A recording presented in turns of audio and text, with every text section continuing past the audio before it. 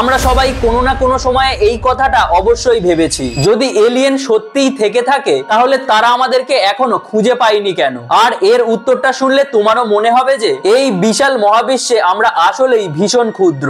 আসলে ব্যাপারটা হলো, যদি এই গোটা ইউনিভার্সে সত্যিই কোথাও এলিয়েনরা থেকে থাকে, তবুও তাদের দৃষ্টিতে এখনো পৃথিবী তৈরিই হয়নি। আমরা মানুষেরা 1974 সাল থেকে মহাশূন্যে সিগন্যাল পাঠানো শুরু করেছিলাম, আর এতদিনে যে সমস্ত সিগন্যাল পাঠানো হয়েছে সেগুলো সর্বোচ্চ 200 লাইট ইয়ার পর্যন্তই ভ্রমণ করতে সক্ষম হয়েছে, যেটা মহাবিশ্বের বিশালতার তুলনায় একদমই নগণ্য। তাহলে ভাবো, যদি কোনো দূরবর্তী গ্রহে এলিয়েনরা সত্যিই থেকে থাকে তাহলে তারা আমাদের সম্পর্কে কি দেখবে। যদি তারা আমাদের থেকে 80 লাইট ইয়ার দূরে থাকে তাহলে তাদের দৃষ্টিতে এখনো আমাদের পৃথিবীতে দ্বিতীয় বিশ্বযুদ্ধ চলছে। যদি তারা 65 মিলিয়ন লাইট ইয়ার দূরে থাকে তাহলে তাদের জন্য আমাদের পৃথিবীতে এখনো ডাইনোসরেরা বেঁচে আছে। আর যদি তারা 4.6 বিলিয়ন লাইট ইয়ার দূরে থাকে তাহলে তো তাদের চোখে আমাদের সৌরজগতই এখনো তৈরি হয়নি। অবশ্যই 4.6 বিলিয়ন লাইট ইয়ার একটা বিশাল দূরত্ব, কিন্তু পুরো মহাবিশ্বের আকার ধরলে সেটা প্রায় 93 লাইট ইয়ার জুড়ে বিস্তৃত। মানে যদি এই বিশাল মহাবিশ্বে আরো বুদ্ধিমান প্রাণী উপস্থিত থাকে তাহলে তাদের মধ্যে 95% এলিয়েন আমাদের এই পৃথিবীর অস্তিত্ব সম্পর্কে জানেই না, কারণ তাদের কাছে এখনো পর্যন্ত আমাদের এই পৃথিবীর কোনো অস্তিত্বই নেই।